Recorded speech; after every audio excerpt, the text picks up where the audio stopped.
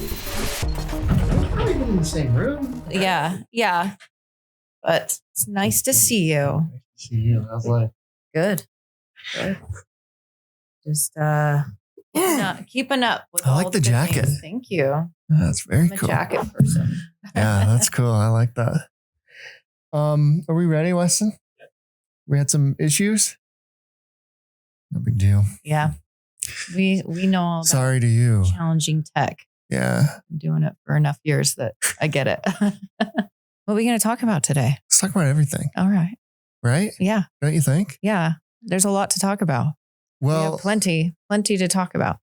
Tell me what's on your mind. Tell me what you've been doing. Oh, so my biggest thing, and what probably most everybody knows, is tech moms, right? Mm-hmm. And this idea that we had 5 years ago of seeing more women enter the tech industry and bringing it to reality is really, really fun and scaling super fast. We're just moving as fast as our team can go, and been really exciting. This last 5 years have put over 600 women through our programs as of this year.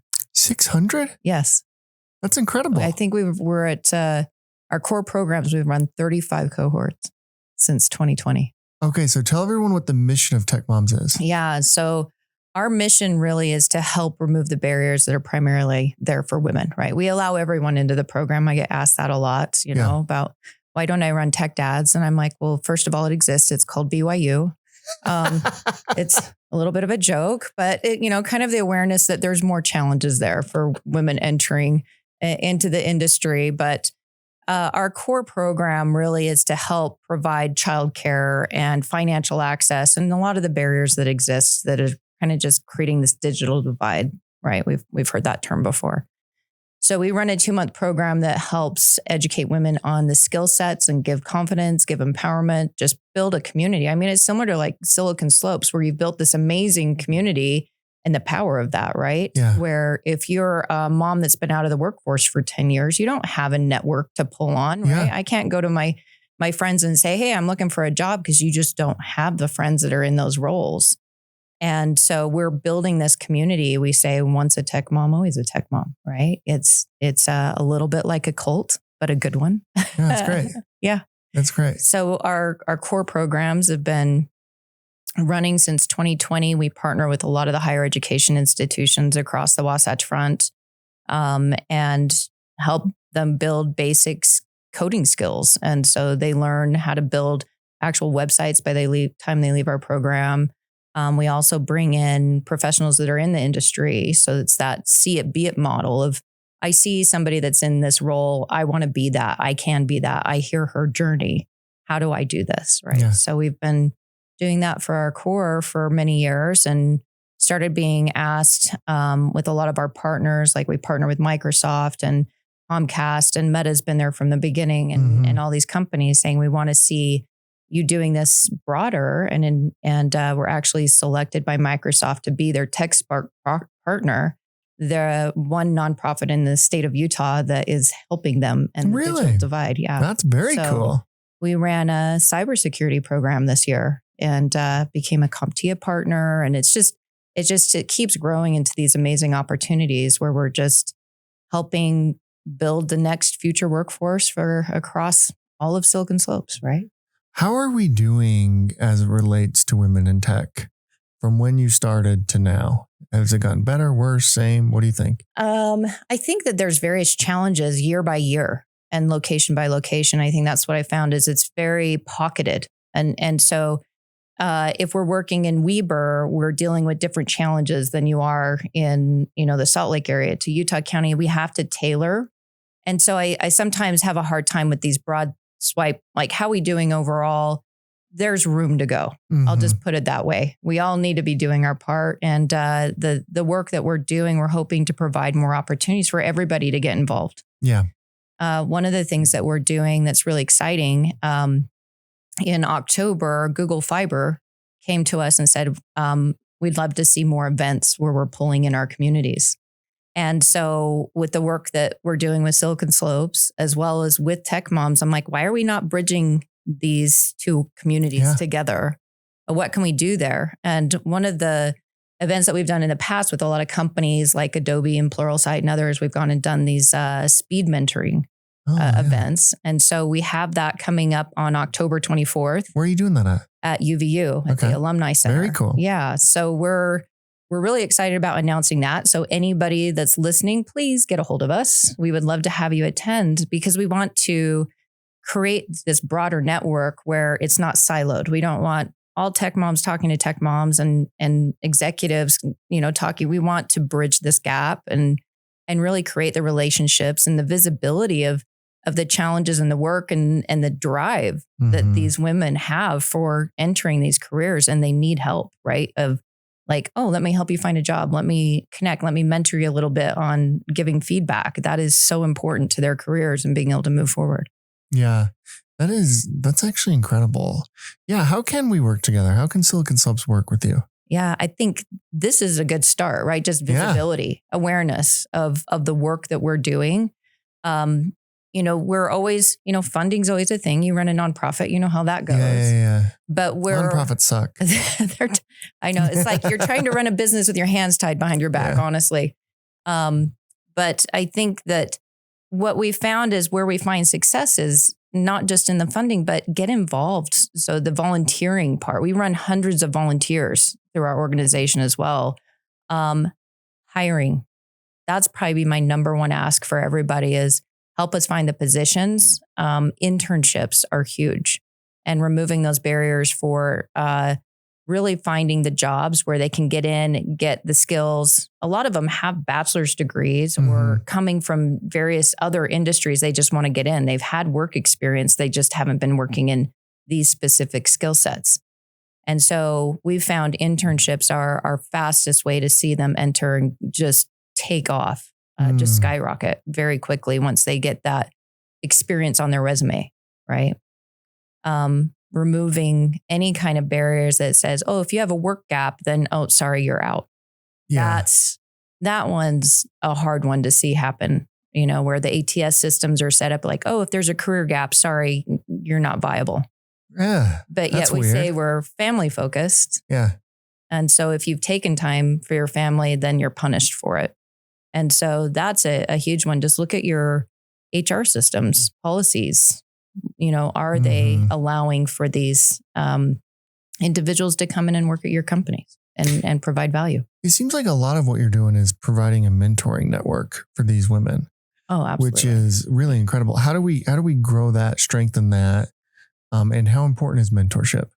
Oh, mentorship is hard. And it's mentorship and sponsorship. I'm going to split out the two because mentoring sometimes, I don't know if you've ever run like a mentoring program. They're really hard to officially say, okay, you're mentoring this person and creating that relationship without it becoming, it has its challenges. Well, it's a weird thing, right? Because somebody's the mentor and somebody's the mentee. And do I when know you're forcing how? It? Yeah. Do I know how to be a mentee and what does that mean? And what should I ask instead of just, it feels forced sometimes. That's why I like these speed mentoring because you organically, naturally through storytelling and quick connection can build those relationships without it being like, okay, you've got to spend 5 hours over the next, I don't see those working.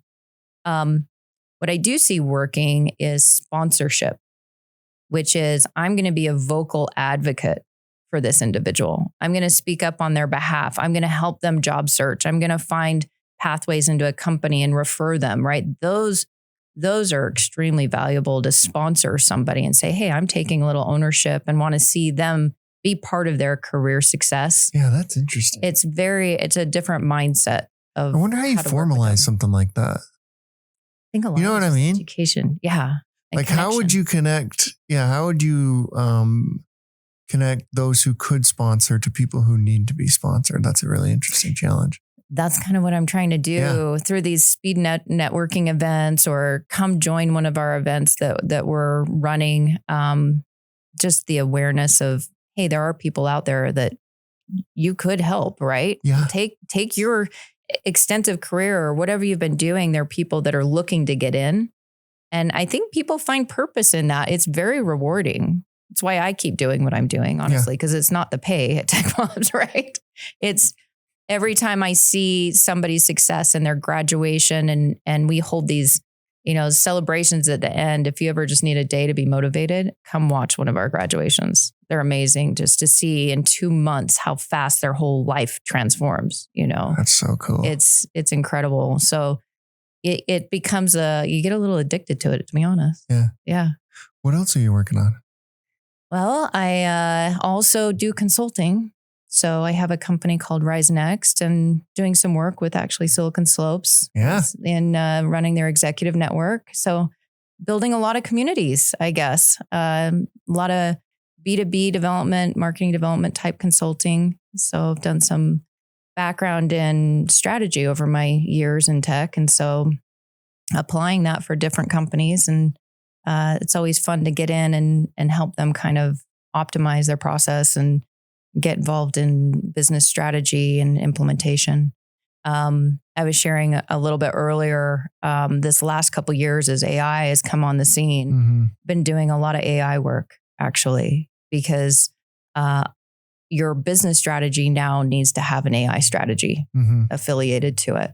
And so coming in and working with companies on, all right, what are your initiatives? What do we need to accomplish? Doing a lot of the core business strategies, but like, how can AI now optimize and where should we? Because it's not always apply to everywhere. And what I find is most companies don't know what this means. Yeah. But which is fair, right? I know I need to talk AI. What does that actually mean to me? And so I've been working with some practitioners that do AI implementation to start doing webinars and just doing informational awareness of how AI can optimize your business and just helping day to day, like how do I implement this in my role, right?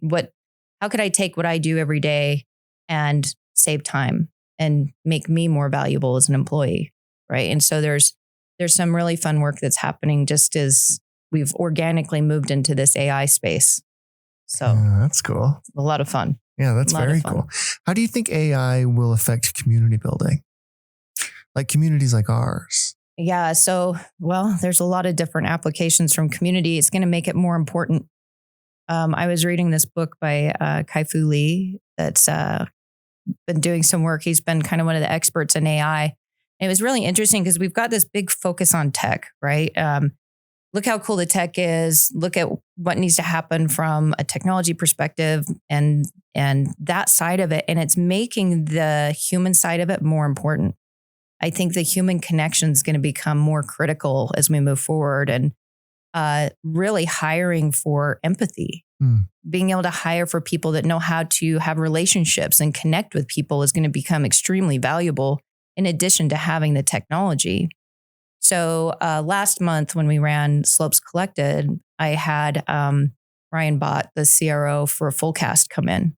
And we were talking about, we do this fast forward segment where I'm talking future, like how can you look at your business differently, right? From a execution standpoint, and AI is always top of mind.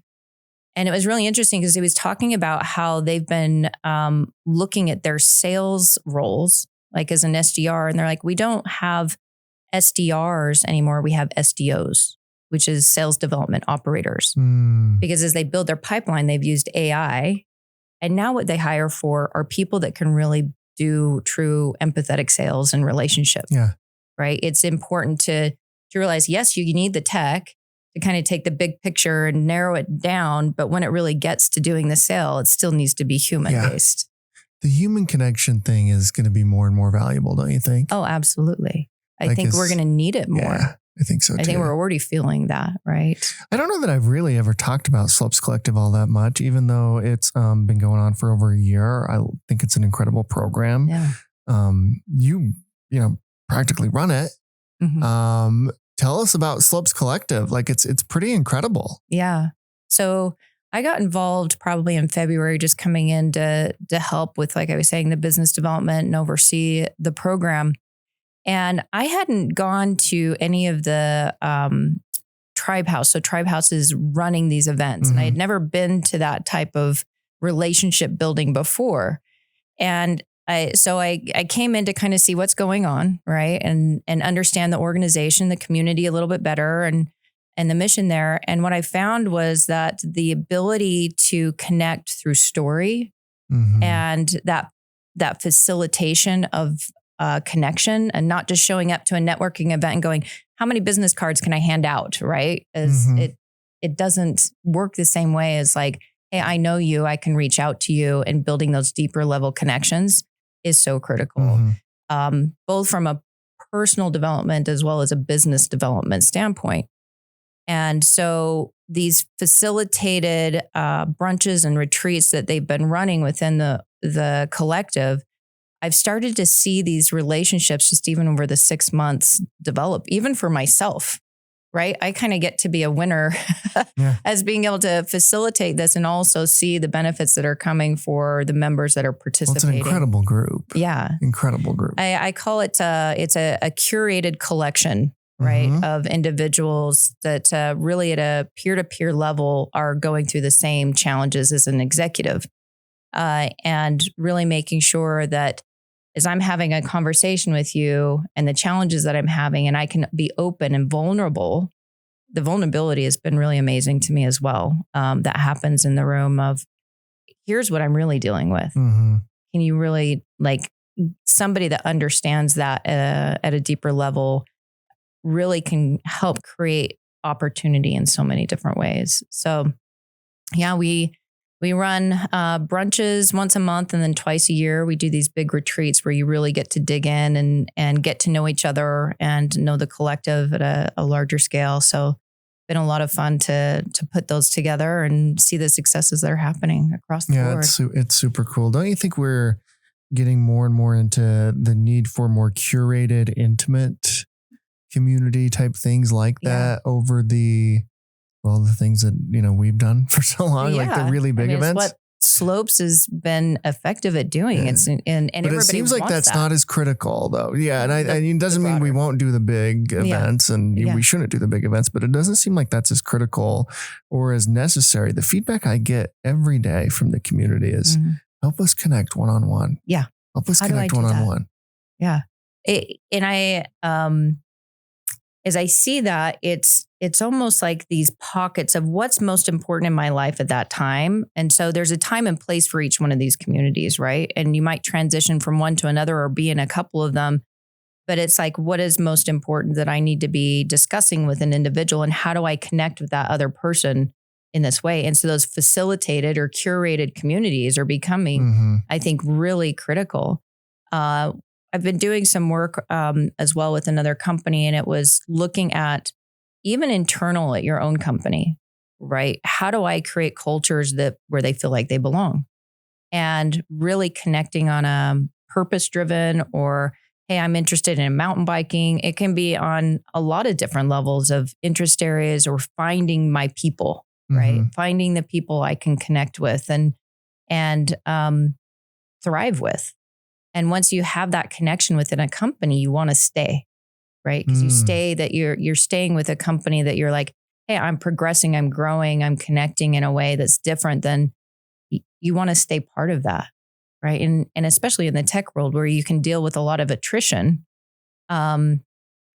it can be challenging. Like, how else can we keep people within the company? So I see it from different perspectives, whether it's broader community or within your corporate community, or there's so many different applications for this, right? Yeah. How do you think we're doing in Utah as a state? In which aspects? Just broader. Yeah. Just like, how we're managing the growth, how we're managing, kind of the divisiveness. I mean, obviously we have a presidential election coming up here in 2 months. We have a gubernatorial election. I guess you have a bunch of local elections. Yeah. How are we doing? Just like state of the Utah overall. I don't want to get in trouble. You don't talk religion or politics, right? Is that we're going to talk about both. No-nos? We're going to go deep on both. No, I have a lot of different perspectives, and it's probably just where I'm focused the most. I think I see a lot of these things converging into the same challenges, right? We talk AI, that's creating workforce displacement. We're talking housing crisis. How do I even get a house right now or be able to provide for my family? How am I going to do that? And then you've got this very divisive political environment. It just feels heavy, right? There's like this weight on all of us. And it's different than the COVID heavy. We came out of one heavy to now a different heavy, a very complex heaviness that I think everybody's just trying to figure their way through of how do I now become viable in this new workforce? And how am I going to be able to manage all of the things that are coming at me? And I think these communities are how we're going to have to do it because we're going to need that connection and support group to be able to get through the challenges. And the more we can pull together and get over the divisiveness, the more opportunities we're going to create. I was doing another interview a couple weeks ago, and they were asking about this, challenge with housing and some of these things. And in my mind, they're all related. Because I remember when I was at eBay and I ran technology operations and we were trying to hire, and this is kind of where Tech Moms came from, is I was saying, let's hire for diversity, let's hire local. And I couldn't find local talent, let alone diverse talent. And I'm like, well, what's going on here? And my fellow colleagues like, well, women just don't go into tech. And I was like, well, first of all, I'm sitting right here. I don't know if you realized I was female, but I am. But then also realizing that I am having to hire off visas, right? We have people right here, right now that need jobs that we're not providing pathways for them to get in. Why is that? And kind of had that realization of like, oh yeah, why do we have these challenges? And so when it comes to being able to take care of people in Utah, are we doing a good enough job? Right. I would say we've got a long way to go. Yeah, that's interesting. Yeah. What have you learned as a leader and a really amazing leader in this state about leadership? Yeah, leadership's like 1,000 different topics, isn't it? That's why there's like, how many leadership books are there? Let's ask AI that one. There's so many different things from a leadership. I think what I've found for me is it's not that I'm like, oh, I've got leadership figured out. I don't think anybody does. Everybody's figuring it out as we go. And why things like community and connection and understanding each other and having conversations are so more important is because we're learning from each other all the time. And that's what I try and do is just reach out and find people that I'm like, hey, help me through this. I'm trying to do this. I've got this idea. What do you think? Right. And I'm just talking all the time. Yeah. And just being vocal. But I think for me, my passion is what probably shows the most is I care. I care deeply for the people that I'm serving. And I want to see them successful. I want to see our Utah businesses successful. I want to see our economy great. I want to see our society built. And I have this bigger picture of how the work that I'm doing relays into everything else. Right. And nobody works in a silo. And so the conversations I'm having and the connections that we've been able to build, I see are leading to great change across the board and all these interwoven challenges that we have. It's not, I help this one person. It only helps that person. If you look at K through 12 STEM, and we talk a lot about this area, guess who's making sure that those kids get into tech classes? It's their moms. So if we get moms in tech, we start solving some of these K through 12 issues. And we launched a data analytics and AI course this last week. And I kind of put this out there and I had multiple women raise their hand and said, yeah, I got my kid into tech school. She's now graduating in computer science and just got her first job, and so these women are having such a broader impact than we even realize. Right. And that creates success across the board. It's not just the 600 women that we're putting through. It's the thousands of kids that are impacted because of our work. Right. And that bigger picture thinking. Finally, we end every interview with the same question. Okay. And that is, we believe the chances one gives is just as important as the chances one takes. When you hear that, who gave you a chance to get you to where you are today? Oh, so many names, right? You just think of all of your teachers and everybody else. I have to pause for just a second because I want to get the right answer. Is there a right answer? There's no such thing as a right kidding. answer. Yeah. I have to think, my husband's been really incredible through this whole journey. I mean, I left my corporate career because I'm like, I have this idea, and, he didn't know what it meant. I remember I sat up in bed, like it hit me like a lightning bolt one time. And I'm like, oh my gosh, I know what I'm supposed to be doing. It just hit me that hard, And for me, it was like this huge, like, I know what I'm supposed to be doing. And I remember reaching over and going, oh my gosh, and telling him, he's like, that's great. Can we go to sleep? Like, you know what I mean? And it was like this, but he's been there supporting me, helping behind the scenes for this whole journey for the last 5 years of me being out there talking, being gone, supporting in so many different ways, and truly grateful for what he's done to be able to support me and all the work that we're doing. You know what? It turns out there is a right answer, and you just gave it. Well done. Thanks so much. Yeah, thank you for having me. Thank you for everything you do in the community. We'll put in the show notes how people can interact with you and your organization and all that type of stuff. What you're doing here is incredible. Thank you. It's made a huge impact. All right. I appreciate it.